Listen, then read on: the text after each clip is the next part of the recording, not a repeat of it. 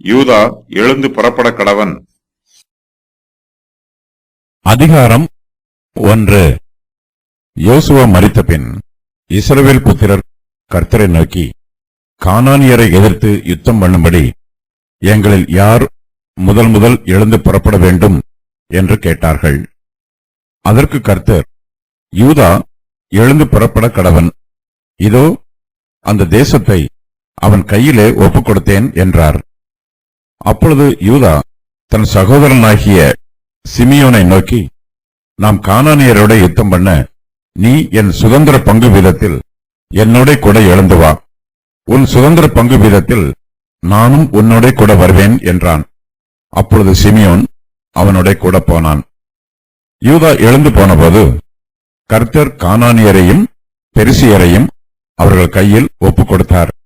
அவர்கள் பேசேக்கிலே 10,000 பேரை வெட்டினார்கள். பேசேக்கிலே அதோனி பேசேக்கை கண்டு அவனோட யுத்தம் பண்ணி கானானியரையும் பெரிசியரையும் வெட்டினார்கள். அதோனி பேசேக் ஓடிப்போகையில் அவனை பின்தொடர்ந்து பிடித்து அவன் கை கால்களின் பெருவிரல்களை தரித்து போட்டார்கள். அப்பொழுது அதோனி பேசேக் 70 ராஜாக்கள் கைகால்களின் பெருவிரல்கள் தரிக்கப்பட்டவர்களாய் என் மேஜையின் கீழ் விழுந்ததை பொறுக்க தின்றார்கள். நான் எப்படி செய்தேனோ அப்படியே தேவன் எனக்கும் செய்து சரி கட்டினார் என்றான். அவனை எருசலேமுக்கு கொண்டு போனார்கள். அங்கே அவன் செத்துப் போனான். யூதாவின் புத்திரர் எருசலேமின் மேல் யுத்தம் பண்ணி அதை பிடித்து அதில் உள்ளவர்களை பட்டய கருக்கினால் வெட்டி பட்டணத்தை அக்கினிக்கு இரையாக்கி விட்டார்கள். யோசுவா மரித்த பின்பு இஸ்ரவேல் புத்திரர் கர்த்தரை நோக்கி விண்ணப்பம் பண்ணுகிறார்கள். கானான் தேசத்திலே இஸ்ரவேல் புத்திரர் மத்தியிலே கானானியரும் குடியிருக்கிறார்கள். அவர்களை எதிர்த்து யுத்தம் பண்ணி அவர்களை துரத்த வேண்டும். தேசத்தை மொத்தமாய் சுதந்திரித்துக் கொள்ள வேண்டும். நியாயாதிபதிகளின் புஸ்தகம் இப்பொழுது என்னும் வார்த்தையோடு மூல எபிரேய பாஷையில் ஆரம்பமாகிறது. இது யோசுவா புஸ்தகத்திற்கும் இந்த புஸ்தகத்திற்கும் இடையில் உள்ள நெருங்கிய தொடர்பை விளக்குகிறது. யோசுவாவின் புஸ்தகத்தில் கானான் தேசத்தை எவ்வாறு சுதந்திரித்துக் கொண்டார்கள் என்னும் ஒவ்வொரு கோத்திரத்திற்கும் அது எவ்வாறு சுதந்திர வீதமாக பங்கு பிரித்து கொடுக்கப்பட்டது என்னும் செய்தியும் உள்ளன. நியாயாதிபதிகளின் புஸ்தகத்தில் இஸ்ரவேல் புத்திரர் சுதந்திரித்த தேசங்களை எவ்வாறு இழந்து போனார்கள் என்பதும் ஜனங்களுடைய தோல்வி, தேவனுடைய உண்மை ஆகியவையும் விளக்கப்பட்டிருக்கிறது. யோசுவாவின் மரணம் யோசுவா 24, 29, 30, 31 ஆகிய வசனங்களில் கூறப்பட்டிருக்கிறது. ஊரீம் தும்மீம் ஆகியவை மூலமாக கர்த்தரிடத்தில் கேட்டார்கள். இதற்கான வார்த்தை ஆஸ்க் த லார்ட் என்பதாகும்.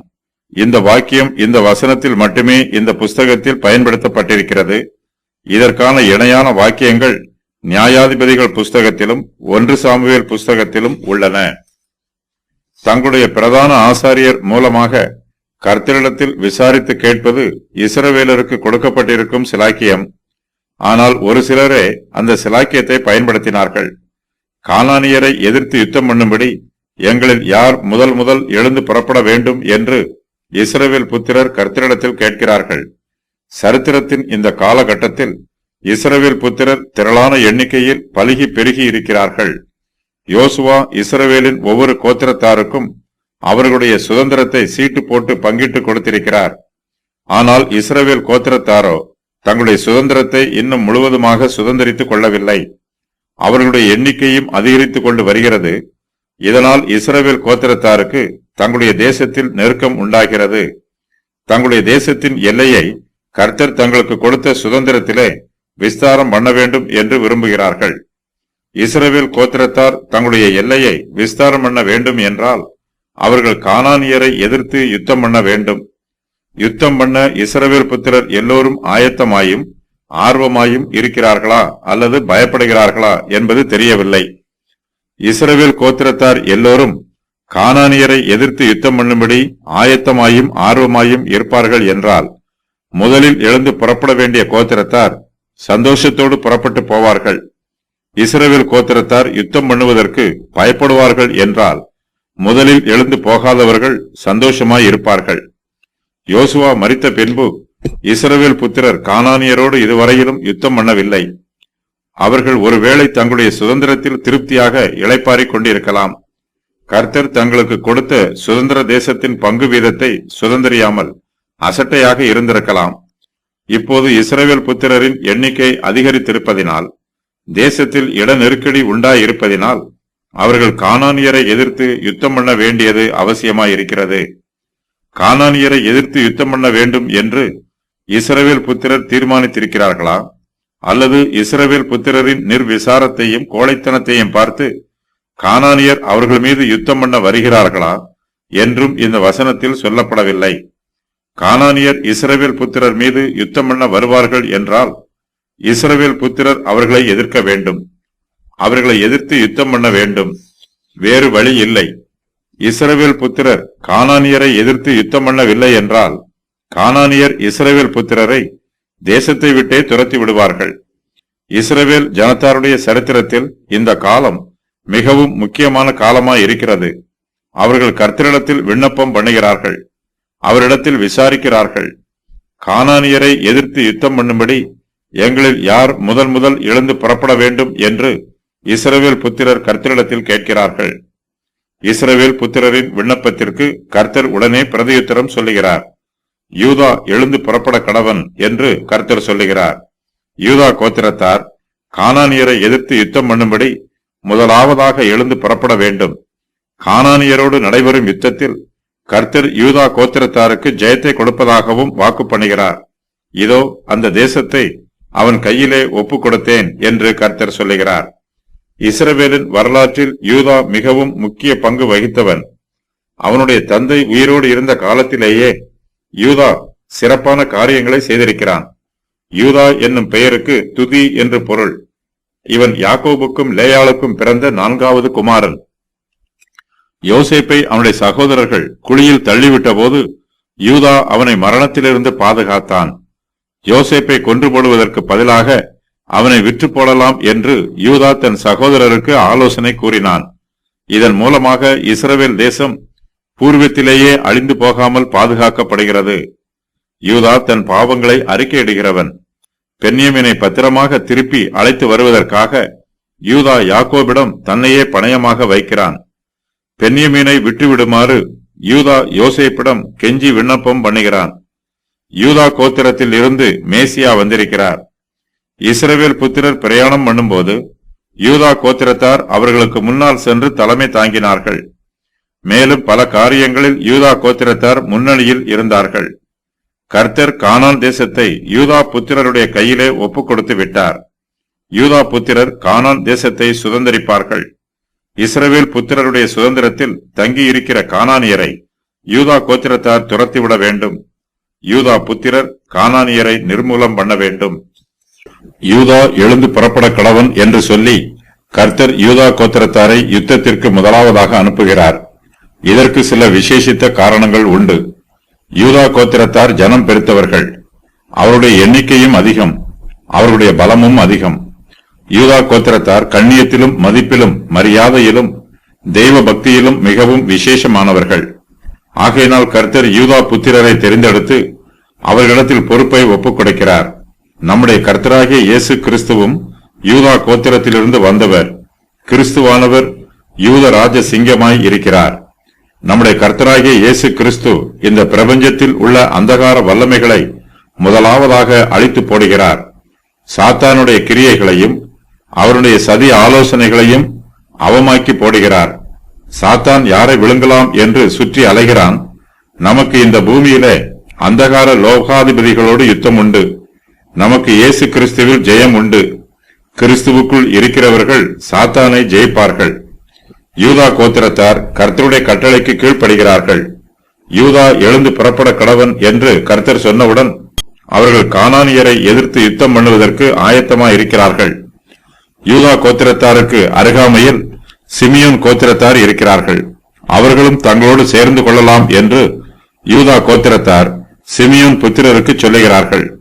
யூதா கோத்திரத்தார் கானானியரை எதிர்த்து யுத்தம் பண்ணும்படி புறப்பட்டு போகும்போது தன் சகோதரனாகிய சிமியோனை நோக்கி, நாம் கானானியரோட யுத்தம் பண்ண நீ என் சுதந்திர பங்கு வீதத்தில் என்னோட கூட எழுந்து வா. உன் சுதந்திர பங்கு வீதத்தில் நானும் உன்னோட கூட வருவேன் என்று சொல்லுகிறார்கள். யூதா கானானியரோடு யுத்தம் பண்ண போகிறான். சிமியோனையும் தன்னோடு வருமாறு அழைக்கிறான். இவர்கள் ஒரே சுதந்திர வீதத்தில் பங்கு பெற்றிருக்கிறார்கள். இவர்கள் ஒரு தாய் வயிற்று பிள்ளைகள். ஒரே நிலத்தை இந்த இரண்டு கோத்திரத்தாரும் பகிர்ந்து கொள்வதனால் இவ்விருவரும் இணைந்து யுத்தத்திற்கு போவது சரியாக இருக்கிறது. யூதா கோத்திரத்தார் எண்ணிக்கை பெருத்தவர்கள், பலம் மிகுந்தவர்கள். சிமியோன் கோத்திரத்தாரோ சொற்ப ஜனங்கள், பலவீனமானவர்கள். ஆனாலும் பலமுள்ள யூதா கோத்திரத்தார் பலவீனமான சிமியோன் கோத்திரத்தாரை தங்களோடு சேர்த்துக் கொள்ள வேண்டும் என்று விரும்புகிறார்கள். ஒருவன் பலமுள்ளவனாக இருந்தாலும் அவனுக்கு பலவீனனுடைய உதவியும் தேவைப்படுகிறது. இஸ்ரவேல் கோத்திரத்தாரில் யூதா கோத்திரத்தாரே பிரதானமான கோத்திரத்தார். சிமியோன் கோத்திரத்தாரோ மிகவும் சாதாரணமானவர்கள்.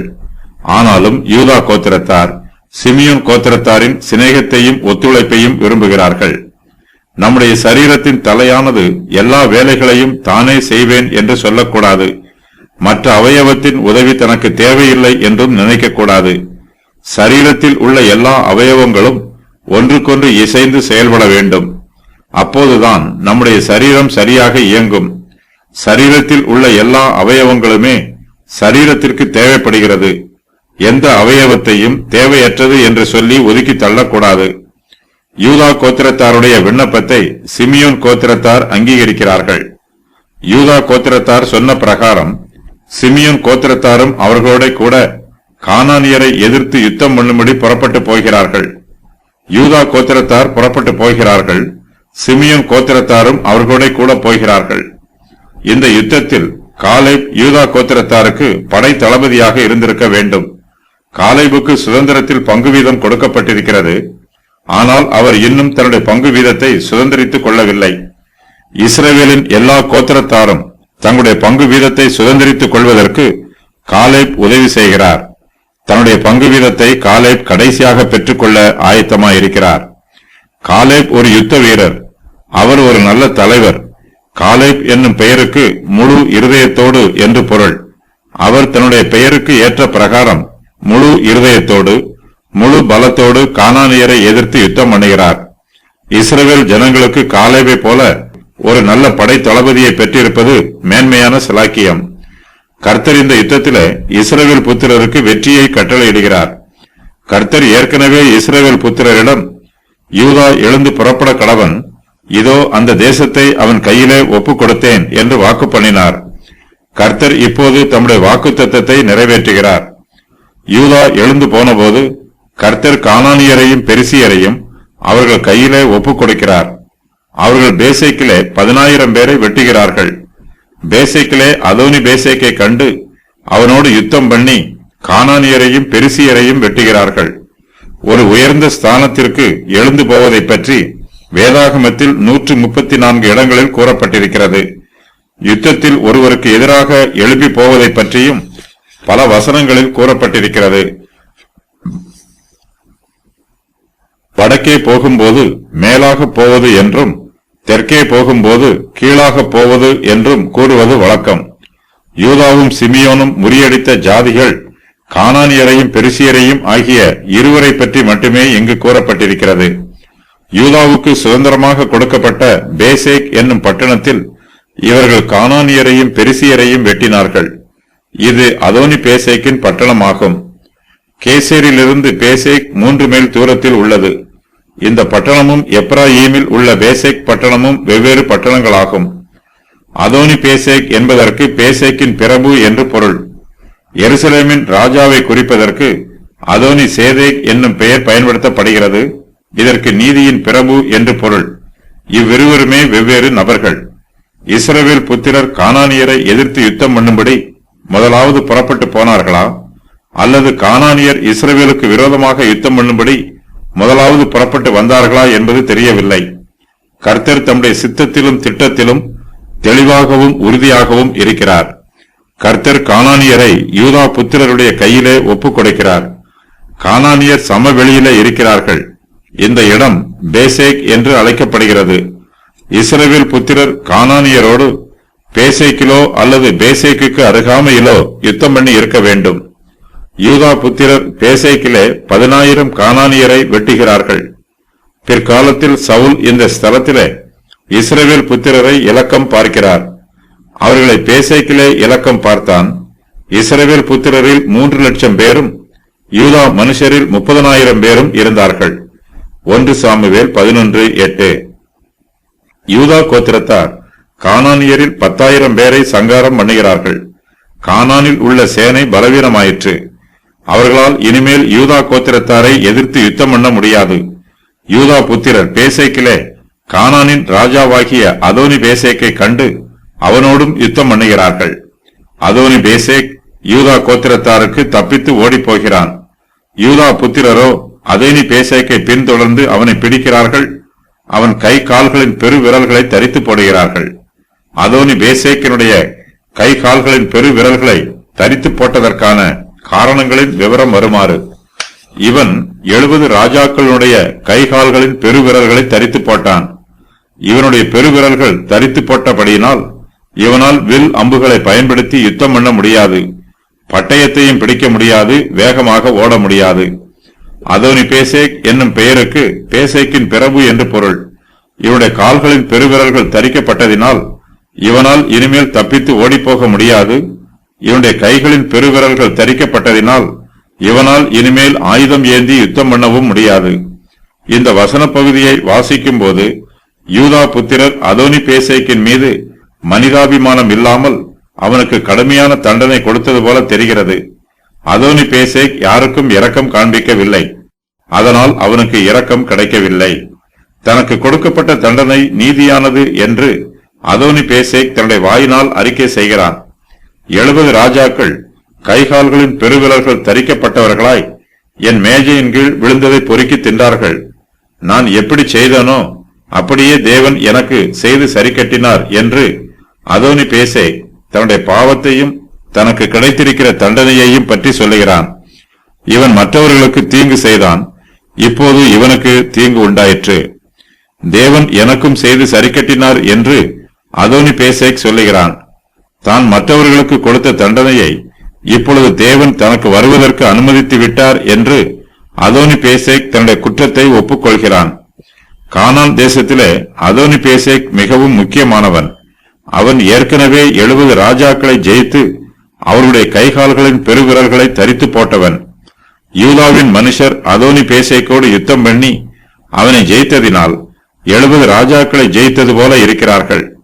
அதோனி பேசேக் கானான் தேசத்தில் மிகவும் முக்கியமானவனாக இருந்தாலும் அவன் இப்போது யூதா புத்திரர் கையிலே சிறை கைதியாக இருக்கிறான்.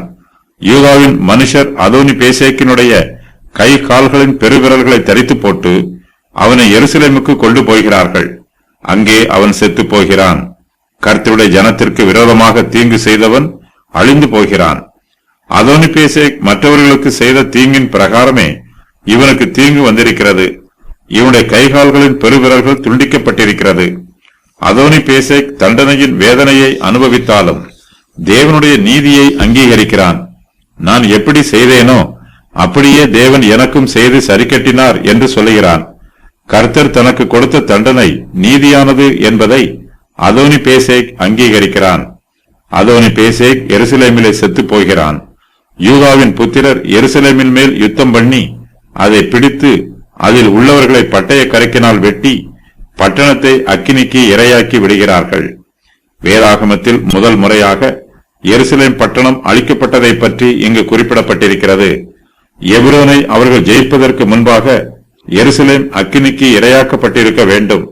ஒருவேளை இது யோசுவா எருசலேமின் ராஜாவை வெற்றி பெற்ற சமயமாக இருக்கலாம், அல்லது இதற்கு பின்பு இது நடைபெற்றிருக்கலாம். யூதா புத்திரர் எருசலேமின் ஒரு பகுதியை மட்டுமே பிடித்தார்கள். அதன் கோட்டை பகுதியை பிடிக்கவில்லை. தாவீதின் காலம் வரையிலும் யூதா கோத்திரத்தாரால் எருசலேமை முழுமையாக கைப்பற்ற முடியவில்லை.